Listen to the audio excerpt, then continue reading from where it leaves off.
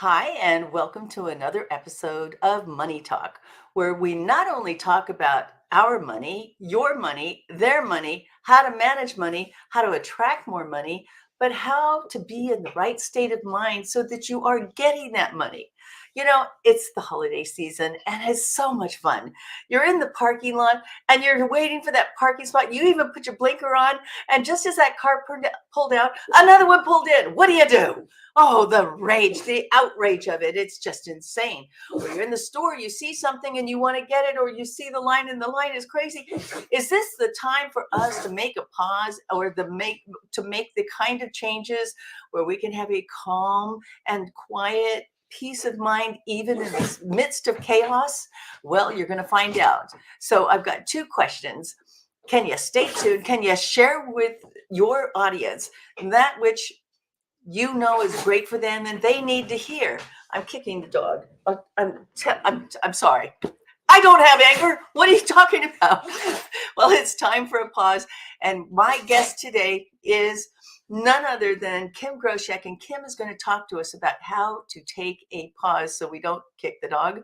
We don't pull out a gun and shoot the person out and that cuts us off or chases us down an off ramp.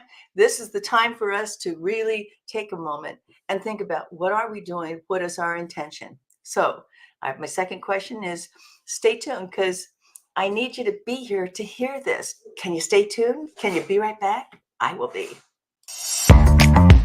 Linda gave me the courage, the confidence to move forward. And after I was finished with Linda K's training, I was at the next level. It's Linda K. But when you trust that piece of you that says, I got something to give, I have something to say, you know you've got something to do.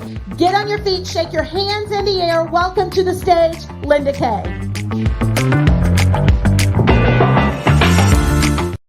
And we're back. And I did promise you a great show today. And I just want you to think about, we're so busy with things. We're busy on our computers. We're busy talking to people. We're busy trying to attract more business. We're busy trying to keep the family together. We're busy trying to be all things to all people, and we can be a bit worn out. But I have an expert that's about to join me that's going to talk to us about doing something that is not only good for you, it's good for humanity. Welcome to the stage. Welcome to the show, Kim Groshek. Well, thanks for having me, Linda. It's an honor. I am so thrilled to have you here. Now, why do we think, is it just this time of the year, or is it, hey, it just attracts this kind of energy because we're trying to get so much done and hurry up and get this year done that we seem more anxious at this time of the year? Yeah, I think there is more energy, more anxiety going on during this time of year, especially when it comes to, all the different parties that we have to go to, right? And plus we're trying to get our work done. Plus we're trying to get our kids to wherever they need to go. Plus we're trying to get gifts that maybe we're stressed with having to look at our financial burdens and whatever it may be, right? And so, Absolutely. So the thing that comes to mind is, do we have a propensity to just kind of like store it up? Is it a gender thing? Is it is it an age thing, or is it a mindset thing that we get so bound up by the things that are demanding of us? Or is it that we are always we're constantly multitasking? We've got to get the bread on the table. We've got to go make the bread to get the bread on the table. We've got all of these things pulling at us. So what can you tell us we need to do? yeah, so you hit it on the head. It's everything's pulling at us, right? We have an always on society culture right now, where we are trying to get everything done, do way too much, and then follow what the technology is telling us to do.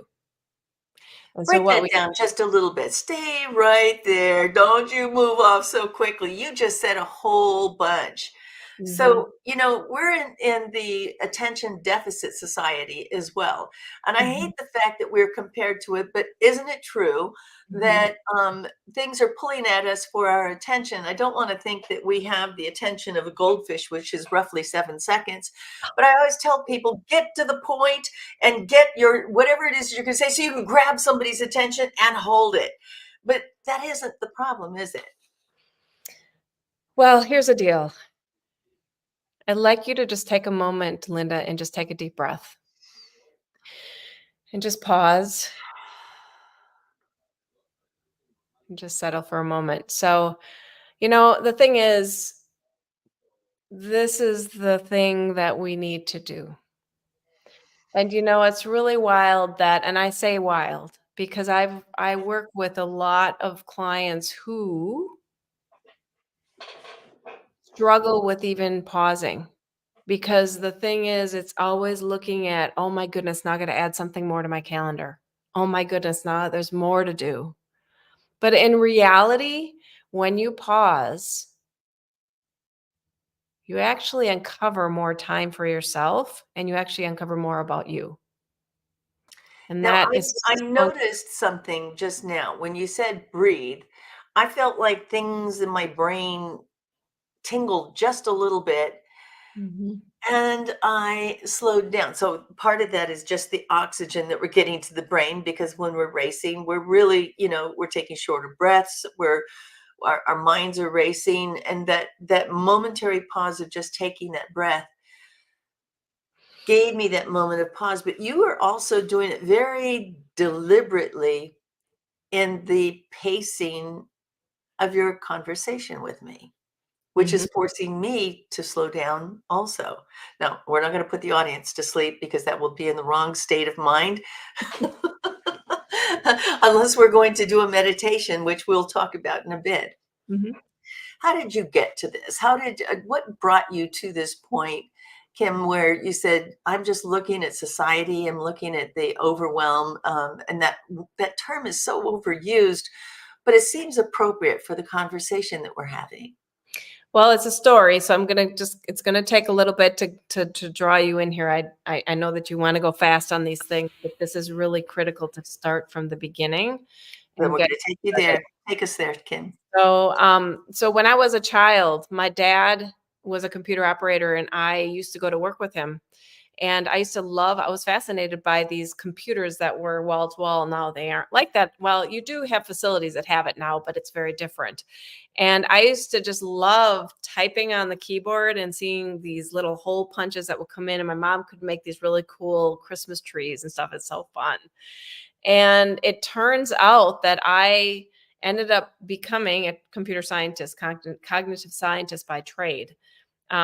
Not necessarily knowing I would actually do that, but I transitioned into that. And I, Wait, hold on a minute. What does a cognitive scientist do? yeah. Cognitive, Mhm. obviously, the processing of our brains. Mhm. And then is it the study of the brain, how we process information?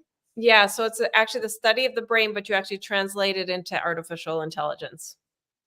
I always say that's better than none at all, but that is totally fascinating. Yeah, so Okay, here. this is you'll get this as I tell, because Okay. as I was in my career, and then I decided to go on for my doctorate. But while I was in my career, back in the day when I started, computers were not a big deal. Like, not everyone had computers, and I was fascinated. I'm an artist I also am I love painting, writing, and all sorts of things. And when I believe that computer scientists are creative as well, and it's a creative process going in and trying to, break and fix things. It's really a creative process. And I would get fascinated by this. Well, at the time, my daughter was 3 years old. I remember this. And she was like, I was fascinated and doing all this stuff in the computer. And she was standing right by me, tugging on my jeans, saying, Mommy, mommy, mommy.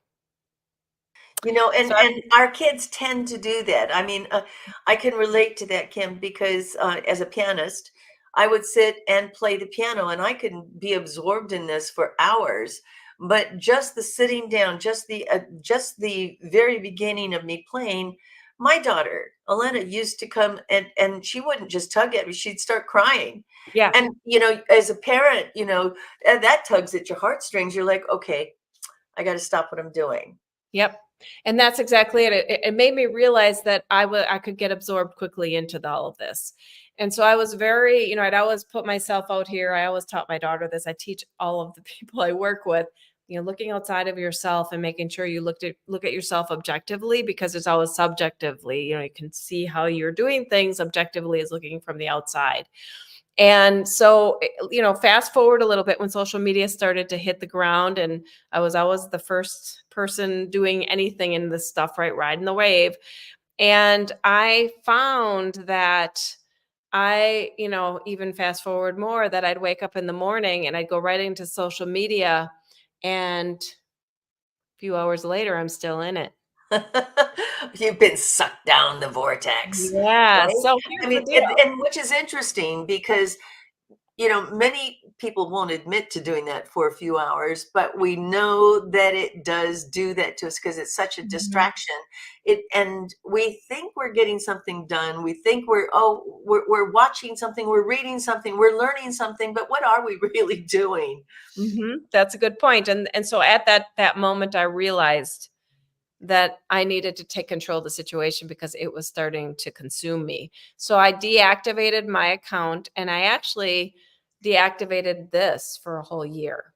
Really? And when You completely disconnected. and you and I are about around the same generation, and I believe that we didn't have to have a telephone, right? The name of a telephone with us every moment of the day. Right? So it's like, okay, I'm going to go back and actually do this. I'm just going to use my husband's phone number if people needed to reach me, but I didn't Wait a use minute. it. Did you have a home line also, a No. landline? Nope. Nothing. No. So it was just my husband's number. And of course, I worked remote before remote became this popular thing. I I've been hear you. I 5 I years. can relate to that Yeah. totally. So I still worked from home doing the Zoom stuff or the whatever it was, WebEx or whatever the tool was at the time. But the thing WebEx. is, Wow, that's a throwback. you know it, right? We all were there. If anyone would Yep. ask me what type of programming language, Yep. ooh. So true. Anyway, so so I actually, right when I disconnected though, I actually started setting time aside every morning to write because I love to write. And I found that as I took the pause, and I didn't really name it the pause at the time, but I was practicing it, I got more time back. So I was pausing away from technology. I found that I could actually start carving out more time. I started actually, running at 50. I got 50 half marathons in 50 states, during that time. I did an And Ironman. what were you running from? Well, it's just like I got to travel. I love to travel, right? So this whole Okay, fair enough. And so, I just started that during the year. Obviously I didn't do all 50 in a year, but the point is that I was actually available, made myself available to actually go and run when I was actually before I was in the device. So I also found when I disconnected that I didn't realize I had all this stress in the back of my neck, and it just released. And I also started to realize that I got my own decisions and my own time back. Like I was empowered. I was like free. And so I Now, hold on a accused, second. yeah. What do you mean you got your own decisions back? Yeah. So What does that mean? what, I am sure that if the parents are listening out there, and I'm sure that there's these tools that you can connect to your kids' devices, which your kids are now connected so closely to these devices, and every single second and every step that they're taking. So you know exactly where they are, right? So that is actually not being free, right? Because we are holding on to our kids so tight, like a leash, if you want to call it, where the leash, you're not letting them Oh my go, God, I right? didn't even think about it. It's an electronic leash, isn't Yeah, it? it is. Yep. And so the kids are actually losing their decision making ability because they're being, it's just what's happening, right? They're just being connected to the other device that they're connected to, and the device Literally, is and telling them what to do. we call it helicopter parenting, but Mhm. I think this one might be CIA parenting. Yeah, yeah. So that's We're so so that's afraid that the kids are going to make a mistake. We're so yeah, afraid that, we can't control, and part of this is a control thing, isn't yeah, it? yeah. And so if you want to, and I'm gonna say the word, if you want to kind of really be real about it, we are addicted to our devices. And I kind of Wait a uncovered minute. I'm going to give you full screen on that one. that. So we are addicted to our devices. Yeah. So and I discovered this I, real clearly. It just became real clear I I was doing this. I find this fascinating, Kim, because I can tell you that if I forget my phone, if I'm 50 miles away and I've got another 50 miles to go, I'm turning around to go get the phone, right? If I'm if I'm here locally and I've run to the store, I'm going to have to go get my phone because my wallet's there, my credit cards are there, all the things that we've now wrapped our life around in this little tiny device called our cell phone zone. Mhm. Okay? So, how did you break the habit? Yeah, so as I mean, I made it wasn't always easy, right? I mean, it was a promise that I made No, myself. And it's so that's the thing. It's like I articulated that promise to myself, and then I was in integrity in not connecting to it. I said, I'm not going to do it. And then I had my husband make me accountable. I said, hey, I'm not going to do this. Just make sure that you're catching me if I grab something. I couldn't. I mean, this was, it wasn't active. So I couldn't do that. Right. But I no, but couldn't. did you ever feel tempted? Give me that phone. I got to talk to them. No, not really. It wasn't the phone as much as the social media. And luckily, my husband doesn't use social media at all. So there wasn't any of that. But it was an awareness of how connected my family is on social media and all the people that I have met throughout the years in traveling, and that's where I stayed connected. So I found that I lost out on some things, like some miscommunication, because that's how they communicate. But it was a learning experience for me to actually like make sure I was communicating in a different way. So when I reconnected, which I did, I was much more aware of how much I'm using it. And as fast forward, my husband and I will set, like trips where we go bicycling for 7 days, and we do not use these. We bring them along, but we leave them in, like, because they're in the Jeep sitting there. We Right? take the bikes, we're gone. They're in there for 7 days. And Don't we you set worry? I mean, okay, so my immediate reaction is, what if something up, happens? Okay, I and know. I'm out on a 25-mile or 50-mile bike ride, and my partner injures himself, or we've hit and we've stumbled, or something has happened, and the bikes need to be repaired, and now we got to walk. Well, I'm going to tell you, there are other people around. So we usually ride, like, we'll take a spring ride for a day and we stay overnight and we come back. On the trail. Along the trail, there's bike shops, there's gas stations. I mean, there's things along the way that we know. It's like that's what we used to do. It's like we just kind of think we're all alone in the world without our device. But Oh, you're so funny. I mean, I think back at my own childhood, and we would leave the house riding our bike, Mhm. and we would be told to be back, in 4 hours, or be back for dinner, All right? day, all They're day. all day long. I am down at the border next to Mexico. I'm out in the field picking strawberries. I'm gorging myself. I'm riding around, going to the horse stables. I go to the beach, and now I come back. We would have an anxiety attack and completely melt down as parents if our kids did this today, because Yeah. we have to know where they are, right? Mhm. But part of this is it's a different kind of world. It So is. let's talk about some of the dangers Yeah. that we either imagine or we know are lurking there, because those dangers are not different. Mhm. They're more prevalent today because we're Mhm. more aware of them, because of social media, because of our devices, because of the news. but sexual predators and things of that nature. They have been here since the beginning of Yeah. time. Yep. All right. Maybe they were dressed differently, or maybe they hid behind more social norms than they do today, but they Mhm. were there. That's And true. it's not like our parents or my parents, certainly. My mom was very, I mean, there were 9 of us, Kim, Yep. and there wasn't a time that she didn't know where we were. Yep. Yep. I Yep. mean, she may not know exactly where we were, or we weren't where we said we were going to be.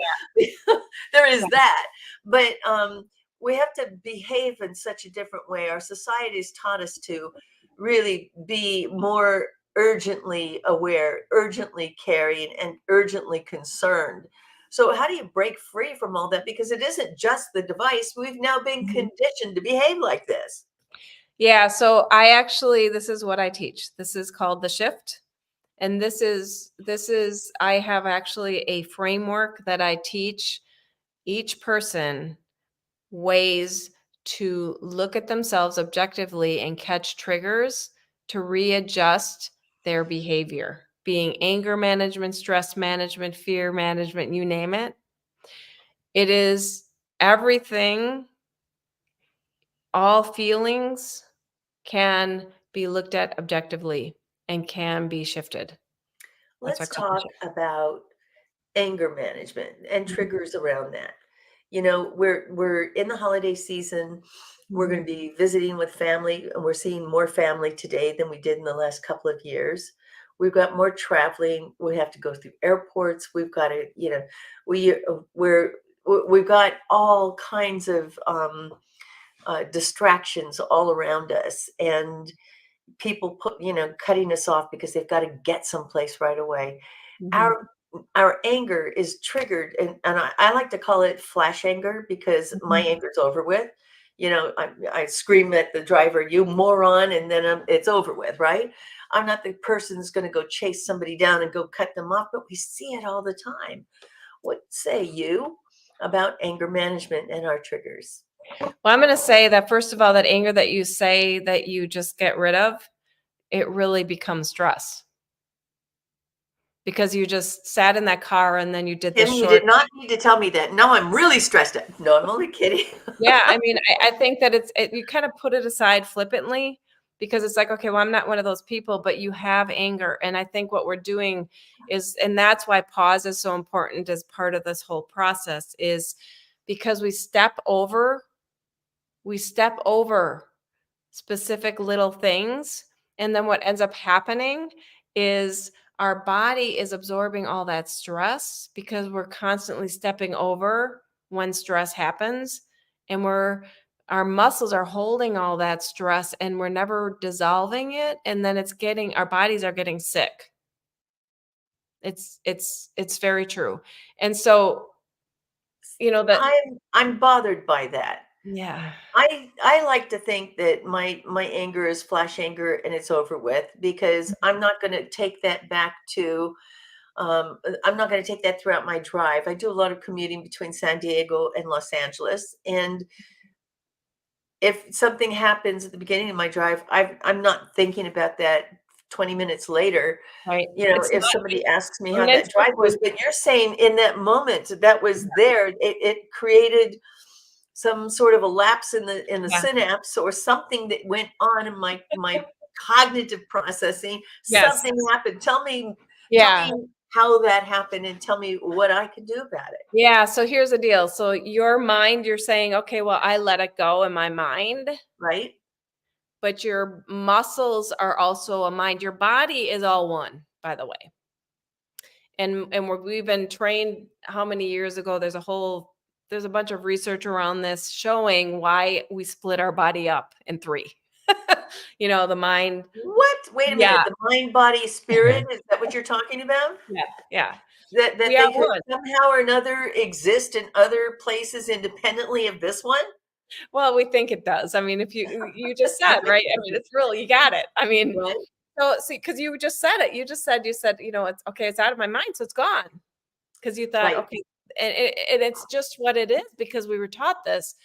It is that when the anger happened, which is the mind happening, and it's gone, it really isn't because it's still in the body. So you're talking about the subconscious that says, I just reacted to this. You just flipped off or cut somebody else off, Mhm. and you were consciously aware of that. So in your conscience, it was there. In your conscious mind, it was there.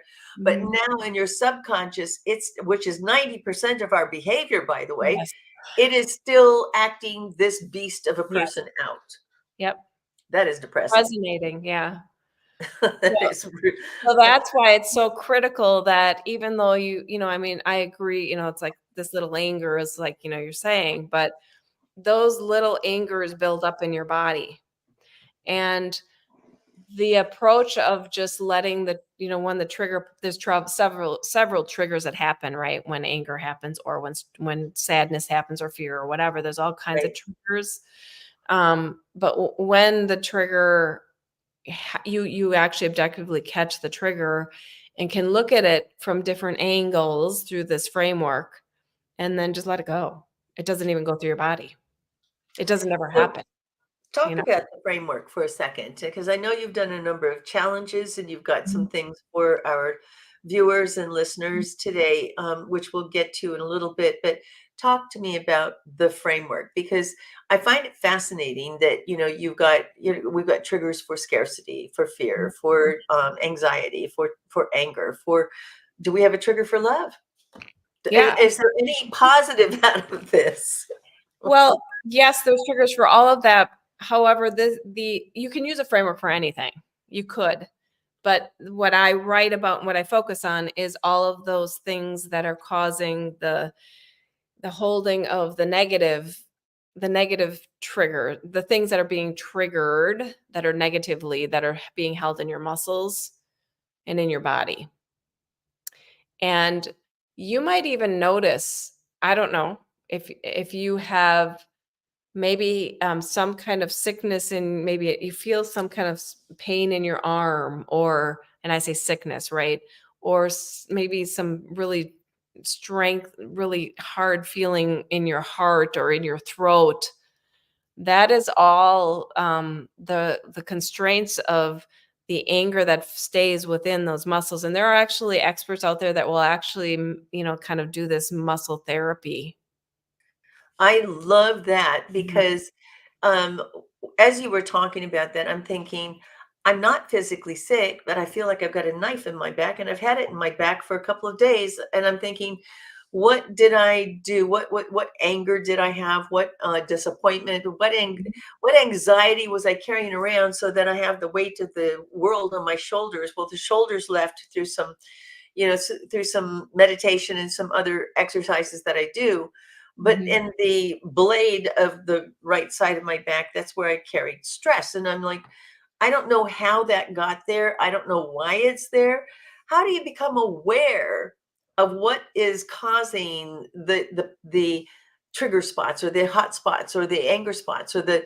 the stress spots? Because we can all point to some place on our body that says, oh, I carry my stress right here. I get a big knot here. I get rope in the back. I get this tightness in the throat. How do you become more aware of it so that you can be more cognizant or more intentional about what you're thinking and feeling? Yeah, I mean, I still haven't finished my story and why I'm doing what I'm doing. So just so you know, we're still on the journey. All right. Um, but um, obviously the meditation, right? Mindful meditation. There's actually this really cool music therapy, which is tone therapy, that you can do to actually sullen some of your muscle pain. I love So, that. in fact, I'm going to just tell you something that happened. I just discovered this about tone. And that is that at one time, our radio frequency used to be at a certain level, which was much more calming and our human bodies could handle. And there was something about the frequency that needed to be adjusted across the globe, whatever that is. And so they adjusted that frequency and every time we hear the frequency now, it actually is not, it's inhibitive to our body. So we are hearing frequencies that are actually even negating our body as well. And so is actually tone therapy, music, it's, like a lot of the from India, they have a lot of that kind of music where it's always that one tone that they're singing throughout Right. that song. That actually is a meditative tone therapeutic approach that can actually heal some of your muscles. And I'm sure you've heard of the water bath meditation. That's another way where you can heal some of that pain, and it really does just dissipate. And of course, your meditation where you sit. Now, that's another practice where even when you pause for 15 minutes, many people ask me, I don't think I can pause for 15 minutes, just like meditating for 15 minutes is a long time. When I first learned how to meditate about 20 years ago, I had to practice for 1 minute 3 times a day before I ate. And then that 1 minute by the end of the 5 days, and then 6 days and 7 days, then I started to accumulate one more minute on, and eventually I got to 5 minutes before my breakfast, lunch, and dinner.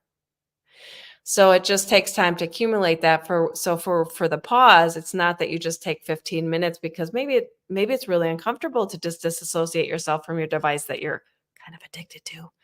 So so Oh, oh yeah, no, there are times that I don't want it anywhere near me. And in yeah, fact, you say something really important, Kim.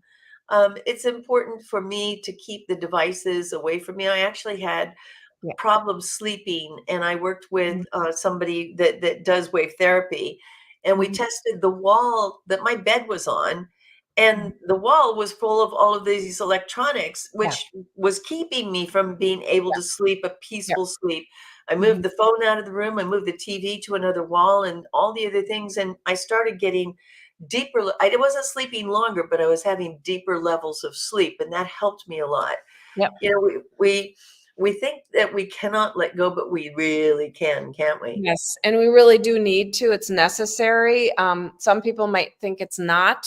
And it's been, interesting to hear that now that people are starting to practice the pause, you're even starting to say, because I heard you say in the beginning how, I was more methodical about how I was speaking. I've been practicing that. And even pausing in between my speaking, pausing falls into many different modes. And um, it's a practice. It's a practice. Well, it has another benefit to it, in my Mhm, opinion. We're so used to thinking about, formulating the next sentence when we're talking to somebody that we're really not present when we're talking to them. mhm, But slowing down, I'm finding myself having to focus on you and have to not only have to, but need to know what you're going to say. I'm watching your face. I'm looking at your body language. I'm mhm. looking for that connection, because that's where this connection is happening. We can talk too fast and people don't stay with us. They think, oh, she talks too fast, or I didn't understand what she said. But doing the pause, even in your cadence on how you're speaking, gives somebody else the ability to be there more with you, in my opinion. Yeah. What do you think? Yeah, I mean, that is true. So here's the deal. I'm gonna get to the crux of this all and why.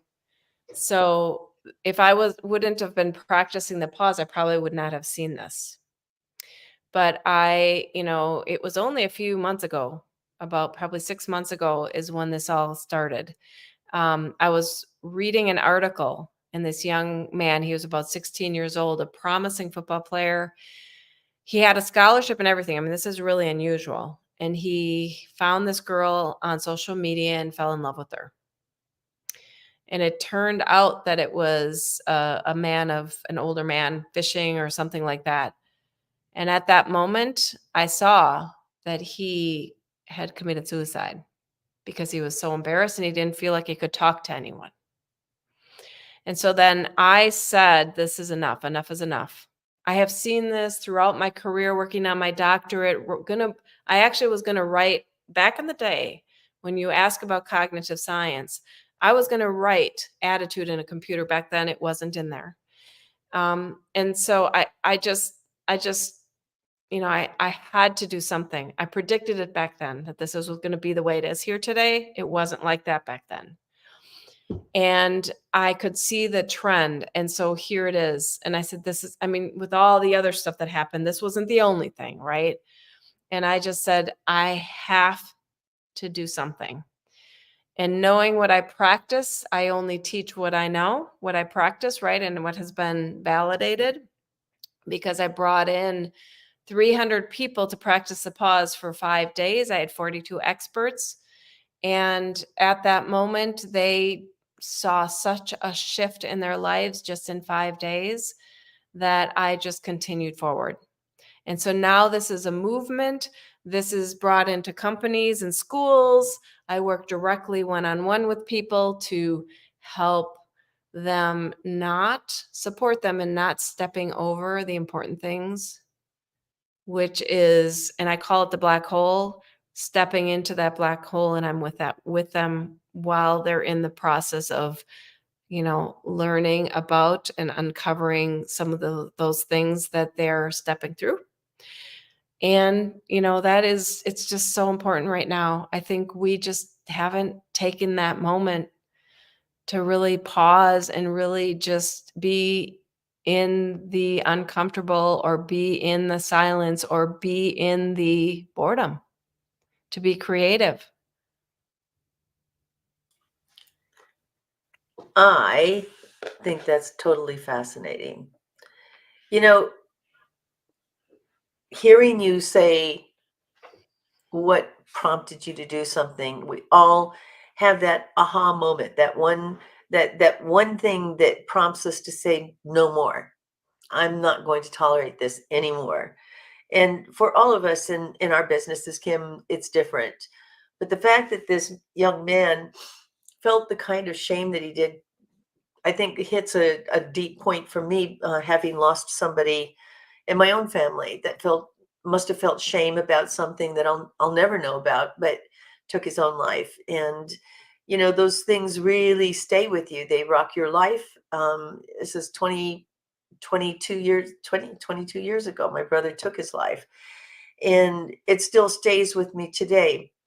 But there was something about this young man's message, and the fact that he couldn't reach out, he couldn't share the burden of being, I don't know, uh, being fooled, being taken advantage of, having his emotions taken advantage of, believing in something, whether it's, you believe in Santa Claus and realize at 7 years old it's really been dad and mom, and you hoped it hadn't been because you thought it what might be, but that reality that makes them triggered to do something. What did the pause and what is this movement doing? What are the results that you're starting to see? Well, what I'm really starting to see is that people don't even see that. So what you're saying, so this young boy at 16, of course I don't know him. I'm just making this observation. Sure. However, just through the experience of what I've seen, is he didn't know anything else. It wasn't that he didn't feel like he couldn't reach out to someone. He was trained since he was young to be connected to his device like a security blanket. And then this is all he knew. So then this is what he did, because he was just internally, that's how he reacted to it. Oh, that's a really good point that you're making, because he's betrayed. He is totally betrayed. He's betrayed for everything that he believes is important. That's really, really key. Mhm. What are some of the things that you can encourage our viewers and our readers as we move it along and get out of this year and get through this season with Mhm. more of that intention, more of that purpose of slowing down and pausing? Yeah, I mean, it's really easy, and I'm going to explain how to do it, but I want to say ahead that it isn't like you're adding something to your day. No, you're taking something out, and I think that can cause a little bit of anxiety. What's Right. coming up on the banner below, pause, unplug. I'm like, "Oh my god, wait, oh, yeah, breathe." So I honestly, I mean, the easiest thing to do is actually get up in the morning and block it out every day and make the commitment to pause for 15 minutes. That's the easiest, because then you have your block, you did it, you get the practice in, you're getting a continuous practice every day. So it becomes a habit. That's the big thing. But there's other ways to do it. And I'm here to support anyone, anyone who is, on board to practice a pause and wants some support. I'm here. I'm here to support you in whatever that you need during the holidays, because I want you to be able to walk with your family, with yourself, and heal. Beautiful. Talk to me about the Power of the Pause challenge. Yeah. So the Power of the Pause challenge is taking 5 days and just pausing for 15 minutes a day. Every third week of the month, I have a challenge where you can sign up and practice. And there's a community that you practice with, as well as you get an introduction to different approaches to pause. You get to an introduction on the time box, and you get an introduction on the shift, the framework around anger management. Oh my goodness, that's really key. How did they find you, Kim? They can find me just going to kimgroshek.com, and you can sign up. You can schedule some time with me, and we can have a chat. All right, then we've got it There you coming go. up on the screen. Let it run for a few seconds there, Karen. Thank you. Um, you know, when we when I think about pausing, I have a practice that I do every single morning, and but I do, and I have it scheduled on my phone, and it's a meditation, and it's a Mhm. guided meditation that I walk myself through. Is that really disconnecting? Yeah, so I mean, I would say no, it is, but it isn't, right? Right? So you do want to meditate, and that's great that you're doing that. But I think the objective here is really to step away from your technology, because that is what's keeping us always on. And it's really to help you see that you can start managing your time using that device. Now, it sounds like you do a very good job at that, because you said you put your devices aside, especially before you go to bed. Oh my And gosh, if I didn't, that darn thing would keep me up all night. yeah, Buzz, buzz, yeah, the yeah, ding, yep, ding, buzz. I turn yep, it off. I yep. literally turn it off. And there have been times when I have left it on, and because I know that it starts buzzing at a certain time, I'm literally waking up anticipating that some kind of message and notification is coming through. So Mhm, it's real important to disconnect and get it into another room. mhm. How hard is it? So tell me about the process when somebody's disconnecting. Is their mind, are they just sitting in a state with no input, no noise, no nothing? They're just literally sitting in a quiet place, and now they're going to quiet their mind that's screaming. Yeah, so I mean, each person is different. Each person, as we had those 300 people that actually participated, and as people are participating weekly, everyone has their own journey, and everyone is empowered to make their decision on how they pause. Well, I think that taking the pause is really critical. I think that you also mentioned that you have a guided meditation for the holidays for our Mhm. viewers and our listeners. So tell me about that as Karen puts that link up for us.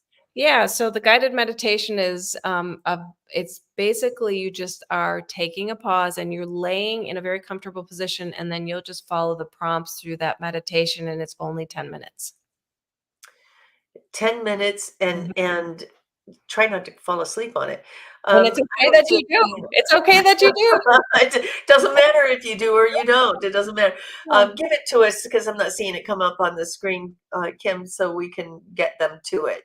Yeah, I can do that. I can get it for you. Just a minute. Thank you. Yep.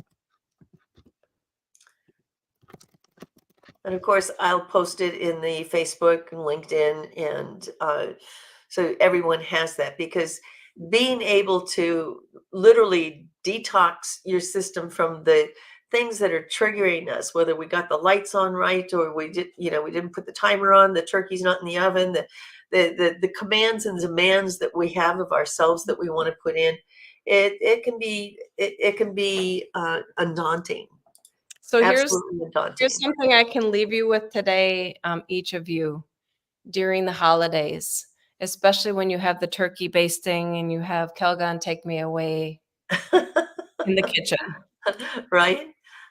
Take a pause, say pause, take a deep breath, and say, I forgive myself. What are we forgiving ourselves of? Just forgiving yourself, because what's happening when you're in there, your mind is going a mile a minute and you are trying to get everything done and you're making it hard on yourself, and you're just forgiving yourself for just making it hard for yourself. You can do, I mean, it's your forgiveness, but it really is just saying those words that you're forgiving yourself. There's so many things that you're making yourself wrong about. You just want to forgive yourself because you're good. Let it go. Yeah, Mhm. we are. Kim, thank you so much for joining us. I can't believe we're out of time already. This is such an important topic. The fact that we have the need to reach out and help each other, but we also need to take care of ourselves more importantly so that we can be there for others. Thank you so much for joining me today. Thank you for having me. Happy holidays, everyone. Yes. And thank you so much for another day and another episode where I can bring some peace of mind and some joy to each and every one of you. Wishing you a safe holiday season on this second day of Hanukkah. Have light in your life and light it. Do you like to talk about money? If you do and you'd like to be a guest, contact me at lindak360.com.